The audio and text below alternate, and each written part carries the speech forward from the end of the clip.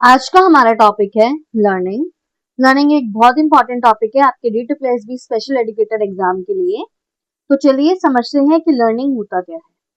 Learning is a relatively permanent change in behaviour as a result of experience and practice. Learning एक relatively permanent change होता है आपके behaviour में and वो होता है आपके एक्सपीरियंस एंड प्रैक्टिस की वजह से। ये डेफिनेशन दी थी हमें E.L. थॉर्नडाइक ने। अब हम इसका मतलब समझते हैं। Learning is the process by which behavior is changed due to experience, practice, training और interaction with environment. Learning एक process होता है जिसकी वजह से आपके behavior में change आता है and वो change आता है आपके experience, practice, training और interaction की वजह से आपके environment के साथ. It is not just the growth or maturation, ये बस growth और maturation नहीं होता है. It involves new knowledge, इसके अंदर आपकी न्यू नॉलेज आती है, स्किल्स आती हैं, वैल्यूज आती हैं, एटीट्यूड्स आता है एंड अंडरस्टैंडिंग भी इंक्लूड करी जाती है।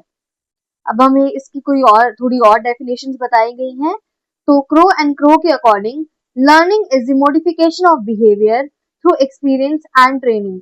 क्रो एंड क्रो बताते हैं कि लर्निंग होता है मॉडिफिकेशन आपके बिहेवियर का आपके एक्सपीरियंस और ट्रेनिंग की वजह से। गिलफर्ड बताते हैं learning is change in behaviour through experience. फिर से वही बात कि लर्निंग जो है वो चेंज है आपके बिहेवियर में आपके एक्सपीरियंस की वजह से। गेट्स बताते हैं learning is a modification of behaviour through experience and training.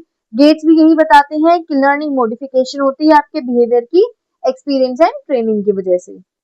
E.A. पील बताते हैं learning is a change in the individual following upon changes in his environment. कि लर्निंग चेंज होता है आपके अंदर एंड वो होता है आपके एनवायरनमेंट में जो चेंजेस है उनकी वजह से। तो ये थी कुछ और डेफिनेशन लर्निंग की। अब हम समझते हैं इसकी characteristics.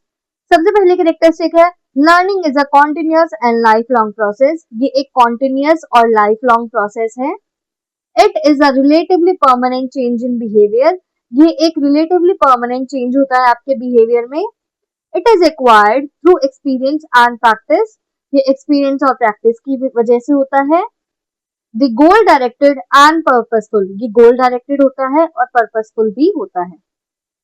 It brings changes in behaviour and potentiality. ये आपका चेंजेस लेकर आता है आपके बिहेवियर में एंड आपकी पोटेंशियल में। It is affected by individual differences. ये इंडिविजुअल डिफरेंसेस की वजह से भी इफेक्ट होता है। It is an active process and requires participation. ये एक एक्टिव प्रोसेस होता है एंड इसमें पार्टिसिपेशन की रिक्वायरमेंट रहती है। It is cumulative and connects past with present. ये आपके पास्ट को प्रेजेंट के साथ कनेक्ट करता है। It helps in adjustment and adaptation. ये आपको एडजस्टमेंट में और अडेप्टेशन में भी हेल्प करता है। तो ये थी कुछ आपकी कैरेक्टरिस्टिक्स ऑफ लर्निंग। अब हम समझते हैं प्रिंसिपल्स या लॉज ऑफ लर्निंग। सबसे पहला लॉ है आपकी लर्निंग का लॉ ऑफ रेडीनेस, मतलब तैयारी का नियम। Learning takes place effectively when the learner is mentally and physically ready. कि लर्निंग जो है वो जब ही इफेक्टिवली होती है जब जो आपका लर्नर है वो मेंटली और फिजिकली रेडी होता है। If the learner is not ready, learning will not be effective and it may create frustration. अगर आपका लर्नर रेडी नहीं है तो लर्निंग इफेक्टिवली नहीं होगी एंड इसकी वजह से आपको फ्रस्ट्रेशन भी हो सकती है। इसका एग्जाम्पल है a child can learn to write only when he has developed the physical and mental readiness.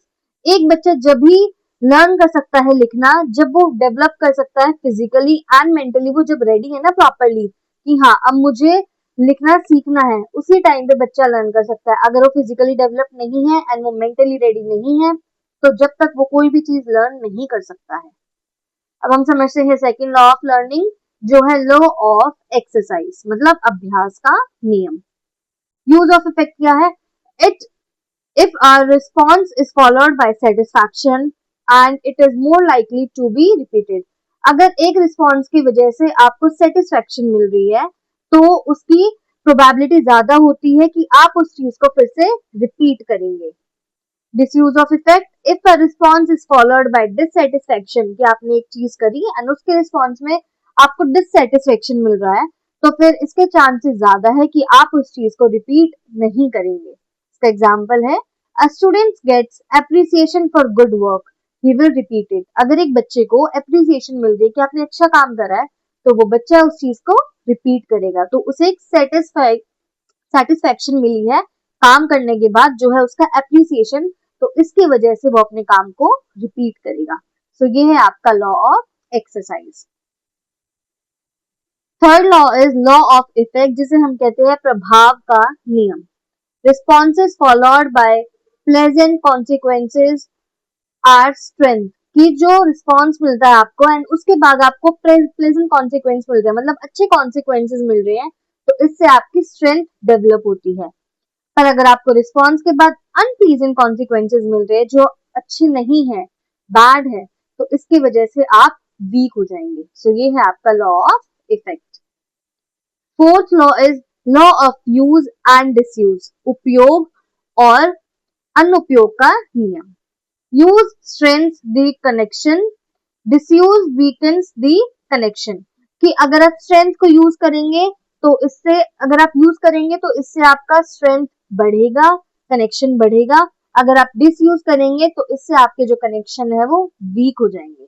इसका एग्जाम्पल है, the more we practice maths the better we become, हम जितना एक चीज को प्रैक्टिस करेंगे हम उतने ही अच्छे होते जाएंगे उस चीज में। तो आप जितना एक चीज का यूज कर रहे हो, आपके कनेक्शन उतने ही स्ट्रांग हो रहे हैं, आपकी स्ट्रेंथ उतनी ही बढ़ रही है। अगर आप एक चीज का डिसयूज करोगे तो उससे आपके जो कनेक्शन है वो वीक होते जाएंगे। सो ये था आपका law of use and disuse. आपका फिफ्थ लॉ है लॉ ऑफ प्राइमरी या रिसेंसरी। इसमें है, प्राइमेसी में क्या होगा, फर्स्ट इंप्रेशन इज स्ट्रॉन्ग, कि आपका जो फर्स्ट इंप्रेशन है वो स्ट्रॉन्ग होना चाहिए। रिसेंसी का क्या मतलब है, रीसेंट लर्निंग इज रिमेम्बर्ड मोर, कि जो चीज आपने अभी याद करी है, रिसेंटली याद करी है, उसे आप ज्यादा टाइम के लिए और ज्यादा अच्छे से रिमेम्बर कर सकते हैं। Example, in a list we remember first and last items more, कि एक लिस्ट में हम पहला और जो लास्ट आइटम है वो हम हमेशा याद रखते हैं। आप किसी भी चीज का एग्जाम्पल ले सकते हैं, जो चीज आप पहले पढ़ेंगे अपनी क्लास में, जितने आपके अराउंड 30 स्टूडेंट्स है, तो उसमें जो पहला बच्चा होगा आपको उसका नेम अच्छे से याद होगा, एंड जो लास्ट का बच्चा होगा उसका नेम भी आपको अच्छे से याद होगा। तो ये है आपका लॉ ऑफ प्राइमेसी एंड रीसेंसी, कि फर्स्ट इंप्रेशन हमेशा याद रहता है, एंड जो रीसेंट लर्निंग है या जो रीसेंट एग्जाम्पल है वो आपको हमेशा याद रहता है। आपका सिक्स्थ लॉ है लॉ ऑफ इंटेंसिटी। इसमें बताया गया है, strong motives and emotions lead to better learning, कि अगर आपके स्ट्रॉन्ग मोटिव हैं और इमोशंस हैं तो इससे आपको बेटर लर्निंग मिलेगी। Weak motives result in weak learning, अगर आपके वीक मोटिव्स है तो उसके वजह से आपकी लर्निंग भी वीक ही रहेगी। Example, a student with a strong desire to become a teacher studies sincerely, एक बच्चा है, उसकी बहुत स्ट्रॉन्ग डिजायर है कि उसे टीचर बनना है, तो इसलिए वो बहुत सिंसियरली पढ़ाई करेगा, तो इसमें उसका मोटिवेशन जो है वो स्ट्रॉन्ग है, तो इसलिए वो अच्छे से अपनी तैयारी भी करेगा, तो इससे उसकी जो लर्निंग है वो बेटर होगी। एंड अगर उस बच्चे के पास वीक मोटिवेशन होगा, वो मोटिवेटेड नहीं है, तो इससे उसकी लर्निंग भी वीक हो जाएगी। सो ये थे आपके 6 लॉज ऑफ लर्निंग। अब हम करते हैं टाइप्स ऑफ लर्निंग। सबसे पहले नेचर के अकॉर्डिंग इसे 3 टाइप्स में डिवाइड करा गया है। सबसे पहले फॉर्मल लर्निंग। फॉर्मल लर्निंग क्या होता है, occurs in schools, colleges and universities. ये आपके स्कूल में होता है, कॉलेजेस में होता है एंड यूनिवर्सिटीज में होता है। ये प्लान्ड होता है और सिस्टमैटिक भी होता है। इनफॉर्मल लर्निंग क्या होगा, occurs in daily life through family, friends, media, society and etcetera, कि आप जैसे डेली लाइफ में फैमिली से कुछ आप सीखते हैं, अपने फ्रेंड से सीखते हैं, सोशल मीडिया पे सीखते हैं, आपकी सोसाइटी से सीखते हैं, तो ये होता है आपका informal learning. Non formal learning क्या होगा, organise activities outside the formal system. जो एक्टिविटीज फॉर्मल सिस्टम के बाहर ऑर्गेनाइज करी जाती है उसे हम नॉन फॉर्मल लर्निंग कहते हैं। जैसे आपके एनजीओ हो गए, कोचिंग क्लासेस हो गई, ट्यूशंस हो गए, ये सारा आपका नॉन फॉर्मल लर्निंग में इंक्लूड करा जाता है। अब हम समझते हैं बाय अप्रोच। अप्रोच के अकॉर्डिंग हमें बताए गए हैं टोटल 2 टाइप्स, जो है classical conditioning and operant conditioning. अभी मैं आपको इसे शॉर्ट में समझा रही हूँ, बाद में लर्निंग के सेकंड पार्ट में मैं इन थ्योरीज को प्रॉपर्ली भी आपको एक्सप्लेन करूंगी। सबसे पहले क्लासिकल कंडीशनिंग क्या होता है, ये दिया था पैवलोव ने। लर्निंग बाय एसोसिएशन, इसमें आप लर्निंग बाय एसोसिएशन समझते हैं। एक न्यूट्रल स्टिमुलस होता है जो बाद में कंडीशन स्टिमुलस में कन्वर्ट हो जाता है। इसका एग्जांपल है सिलाइवेशन in dog on hearing bell. इसकी मैं आपको प्रॉपर थ्योरी समझाऊंगी, अभी हम इसका बस बेसिक कर रहे हैं। जो आपका एग्जाम्पल है सिलाइवेशन वाला जो डॉग का होता है, वो इसका एग्जाम्पल है कि जब डॉग उस हियरिंग को सुनता है, उस घंटी को सुनता है, उसकी आवाज को सुनता है, तो डॉग का सिलाइवा रिलीज होना स्टार्ट हो जाता है। तो हम इसमें न्यूट्रल स्टिमुलस को कंडीशन स्टिमुलस में कन्वर्ट करते हैं। सेकेंड टाइप है ऑपरेंट कंडीशनिंग, ये हमें स्किनर ने दिया था। Learning by reinforcement and punishment, इसमें हम लर्निंग समझते हैं रेनफोर्समेंट एंड पनिशमेंट के थ्रू। क्लासिकल में था एसोसिएशन के थ्रू, ऑपरेंट में था रेनफोर्समेंट एंड पनिशमेंट के थ्रू।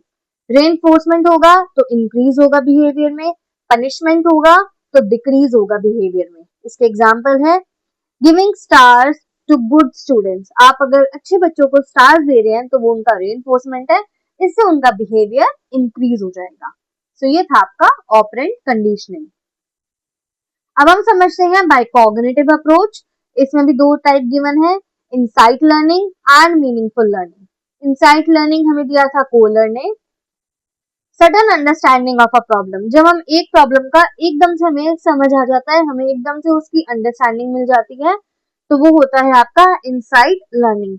हमें कोई भी सॉल्यूशन एकदम से मिल जाता है, आप एक चीज के लिए एक क्वेश्चन आता है आपके सामने एंड आपको एकदम से उसका जब जवाब मिल जाता है तो उसे हम इनसाइट लर्निंग बोलते हैं। मीनिंगफुल लर्निंग है, ये हमें दिया था ऑसुबेल ने। इसमें है कि new knowledge is connected with previous knowledge, कि जो आपकी नई नॉलेज है आप उसे प्रीवियस नॉलेज के साथ कनेक्ट करते हैं।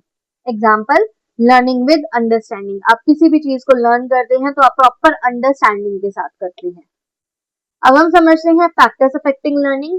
फैक्टर्स जो लर्निंग को अफेक्ट करते हैं वो है internal factor and external factor. Internal factor क्या होगा, मैच्योरेशन हो गया, इंटेलिजेंस हो गया, interest, motivation, attitude, health, personality and past experiences, ये सारे आपके इंटरनल फैक्टर है। एक्सटर्नल में क्या होगा, family environment, school environment, teachers behaviour, teachers methods, peer group, socio economic status, learning resources and physical environment. तो ये है आपके एक्सटर्नल फैक्टर्स। अब हम समझते हैं conditions of effective learning. Effective learning की क्या क्या कंडीशंस होनी चाहिए। Readiness of the learner, learner को रेडी होना चाहिए कुछ भी याद करने के लिए, कुछ भी समझने के लिए। प्रॉपर मोटिवेशन होना चाहिए, सूटेबल इन्वायरमेंट होना चाहिए, ऑब्जेक्टिव बिल्कुल क्लियर रहना चाहिए, लर्नर को एक्टिवली पार्टिसिपेट करना है, यूज ऑफ एप्रोप्रिएट मेथड, जो चीज आप लर्न कर रहे हैं उसी के अकॉर्डिंग आपको अपना प्रॉपर मेथड चूज करना है, आपको इमीडिएट फीडबैक देना है एंड आपको रीइंफोर्समेंट भी प्रोवाइड करना है। सो ये है कंडीशंस ऑफ इफेक्टिव लर्निंग कि अगर आप चाहते हैं इफेक्टिव लर्निंग हो तो आपको सारी कंडीशंस फुलफिल करनी पड़ेंगी। अब हम आ जाते हैं significance and importance of learning. सबसे पहला इम्पोर्टेंस है learning helps in overall development of an individual, कि लर्निंग की वजह से ओवरऑल डेवलपमेंट होता है इंडिविजुअल का। It develops knowledge, skills, values and attitude, ये नॉलेज को डेवलप करता है, स्किल्स को करता है, वैल्यूज को करता है और एटीट्यूड्स को भी करता है। It helps in adjustment and adaptation to environment, इसकी हेल्प से आप एडजस्ट कर पाते हैं एंड अडेप्ट कर पाते हैं एनवायरनमेंट को। It improves problem solving and decision making ability, ये इम्प्रूव करता है प्रॉब्लम सॉल्विंग को एंड डिसीजन मेकिंग एबिलिटीज को। It is essential for economic and social development, ये बहुत एसेंशियल है आपकी इकोनॉमिक और सोशल डेवलपमेंट के लिए। It develops personality and character, ये आपके पर्सनालिटी और कैरेक्टर को भी डेवलप करता है। It enables a person to face challenges of life, ये एनेबल करता है एक पर्सन को जिससे वो लाइफ के चैलेंजेस को फेस कर सके। अब हमें कुछ थ्योरीज बताई गई हैं, इन सारी थ्योरीज को हम इन डिटेल पढ़ेंगे, अभी मैं बस आपको ओवरव्यू दे रही हूँ। थॉर्नडाइक ने दिया था ट्रायल एंड एरर थ्योरी, जिसमें हम लर्निंग करते हैं ट्रायल एंड एरर के मेथड से। इसमें लॉ ऑफ इफेक्ट है, एक्सरसाइज है एंड रेडीनेस है। पैवलोव ने दिया था क्लासिकल कंडीशनिंग, जिसमें हम एसोसिएशन की वजह से लर्न करते हैं, मतलब लर्निंग बाय एसोसिएशन। इसमें न्यूट्रल स्टिमुलस होता है जिसे हम कंडीशन स्टिमुलस में कन्वर्ट करते हैं। स्किनर ने दिया था operant conditioning, learning by reinforcement and punishment. इसमें हम लर्निंग करते हैं रेनफोर्समेंट एंड पनिशमेंट की हेल्प से। बिहेवियर इसमें शेप करा जाता है कॉन्सिक्वेंसेस की मदद से। कोहलर ने दिया था insight learning, sudden understanding of problem, कि इसमें आपको एकदम से प्रॉब्लम की अंडरस्टैंडिंग आ जाती है, and recognition of experiences. Tolman ने दिया था हमें sign learning, learning through science and symbols. इसमें हम लर्निंग करते हैं साइंस एंड सिंबल्स की मदद से, एंड इसमें आपके कॉग्निटिव मैप भी इंक्लूड करे जाते हैं। अब हमारा लास्ट टॉपिक है अभी का आज का, जो है लर्निंग वर्सेस मैच्योरेशन का डिफरेंस। लर्निंग क्या होता है, ये आपके एक्सपीरियंस और प्रैक्टिस की वजह से होगा। इसे हम चेंज भी कर सकते हैं, ये थ्रू आउट लाइफ कंटिन्यू करेगा, एंड ये आपके बिहेवियर को भी अफेक्ट करता है। जैसे एक बच्चा लर्न करना सीखता है कि मैं रीड कर रहा हूँ। फिर मैच्योरेशन में आ जाएगा आपका ड्यू टू बायोलॉजिकल प्रोसेस, ये बायोलॉजिकल प्रोसेस की वजह से होता है, ये चेंज नहीं कर सकते हैं आप, इसके फिक्स सीक्वेंस होता है, ये नेचुरल और इनबॉर्न होता है। For example a child grows taller, जैसे बच्चा एज के साथ साथ उसकी हाइट बढ़ती जाती है, तो ये आपका मैच्योरेशन में काउंट होगा। So that's it from this chapter. ये है आपका पार्ट 1 लर्निंग का। पार्ट 2 में हम सारी थ्योरीज कवर करेंगे। आज शाम को मिलते हैं हम 5 बजे अपने लाइव सेशन में, जिसमें हम अभी तक हमने जो पढ़ा है लर्निंग के बारे में, इसके PYQs डिस्कस करेंगे। Thank you so much and please subscribe my channel.